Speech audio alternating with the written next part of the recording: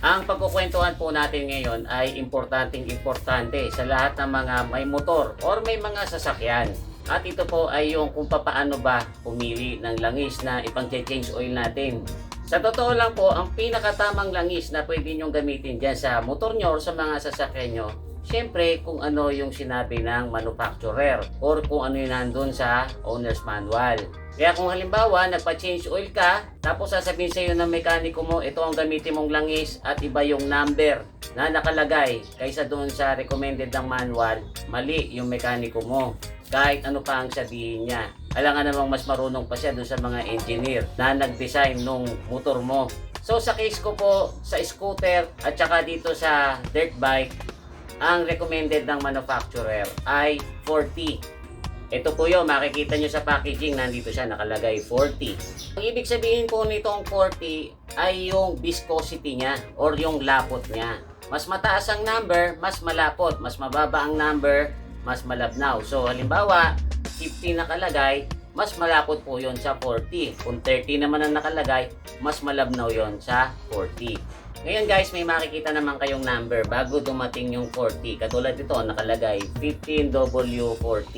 Yung iba, kung minsan makikita nyo nakalagay 5W, 10W, 20W. Ang ibig sabihin po niyan ay yan yung flow rate niya kapag malamig or kapag winter. Kaya ang ibig sabihin po ng W dyan ay winter. Sa totoo lang po, hindi naman importante ito sa atin na pagbasihan itong nakalagay na 15W, 5W, kahit anong W pwede mong gamitin dito sa Pilipinas kasi wala naman pong winter dito. Yan po ay pinagbabasihan ng mga mag-change oil dun sa mga bansa na may winter. Kasi guys, ang langis natin ay iba ang flow rate niyan kapag malamig na malamig. So depende po kung saan lugar sila nakabase ay mayroong corresponding na W para doon. Kasi iba-iba rin po ang temperature ng winter sa kanila.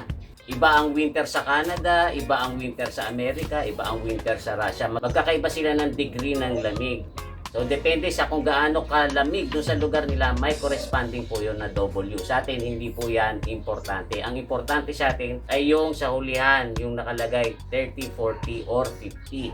May napanood nga po akong motovlogger. Ang sabi niya yan daw W ay weight. Meron din po ako napanood na motovlogger na ang sabi niya naman yung W daw, yan daw yung temperature. So hindi po yan weight, hindi yan temperature, yan po ay winter. Ang tawag po sa mga langis na ganito, yung merong W, ay multi-grade. Kasi pwedeng gamitin sa winter, pwedeng gamitin sa tropical country. Ngayon, meron naman po mga langis na katulad nito. Yan. Wala siyang W, ang nakalagay lang 40 lang. Walang W. Ang tawag naman po dyan, monograde. So, alin man po dito ay pwede nyong gamitin dito sa Pilipinas kasi wala naman po tayong winter. Ngayon guys, may makikita rin kayo nakalagay SAE. Ang ibig sabihin po niyan ay Society of Automotive Engineers. Sila po yung international organization na nag-grade ng mga langis. Sila yung mga nagte-testing niyan para malaman kung ang langis ba ay 40, 30, or 50, or kung anong W yung langis na bibili natin. Nadidetermine po nila yung viscosity niyan, gumagamit sila ng instrumento na ang tawag ay viscometer. Ilalagay po nila doon yung langis, iniinit po ng viscometer yung langis ng hanggang doon sa katulad ng init ng makina natin, which is around 180 to 220 degrees Fahrenheit. After nyan uminit doon sa viscometer, imi-measure ng viscometer kung gaano kabilis nagpo-flow yung langis. Mas mabilis yung flow, ibig sabihin nun mas malabnaw, mas mababa yung grade na ilalagay niya dito, like 20 or 30. Ngayon kung mas mabagal naman yung flow, ibig sabihin mas malapot. Ang lalagay naman yan is 40, 50, 60, etc. Mahalaga pong malaman natin yan guys kasi yung mga engineers na nag-design ng mga makina natin, dinesign nila yan using kung ano yung oil na nire-recommend nila sa atin.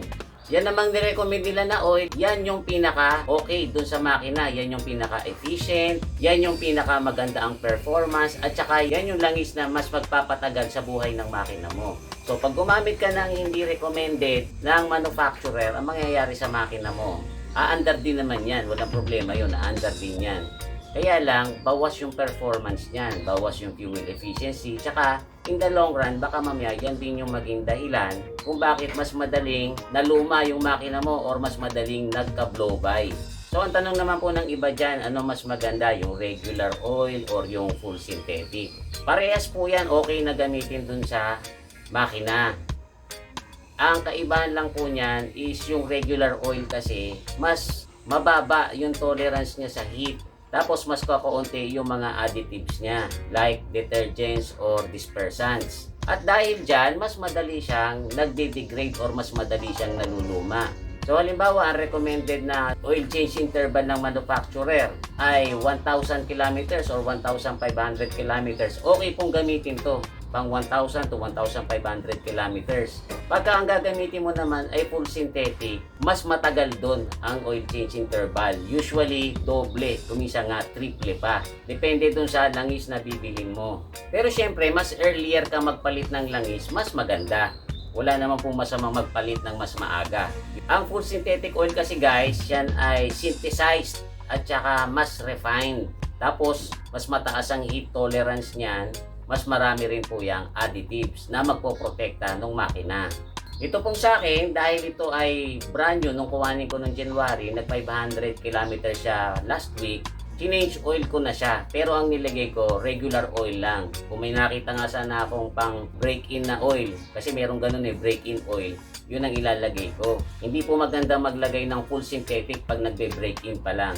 Mas maganda yung regular oil or kaya yung break-in oil para mas mag-set ng maayos yung piston doon sa cylinder. After naman po ng break-in period nito, ang gagamitin ko na dyan ay full synthetic. Most likely mga every 1,000 or 1,500 kilometers din. Kasi hindi naman regular na andar ang ginagawa nitong dirt bike. Napupuwersa siya sa akyatan sa bundok. So yun lang guys, I hope na nakatulong itong konting knowledge na na-share ko sa inyo tungkol sa papaano ba pumili ng langis. Kung meron po kayong mga tanong, meron kayong suggestions, or mga opinions, ay po pwede nyo pong ilagay yan sa comment section natin sa baba. Hanggang sa next episode guys, thanks for watching.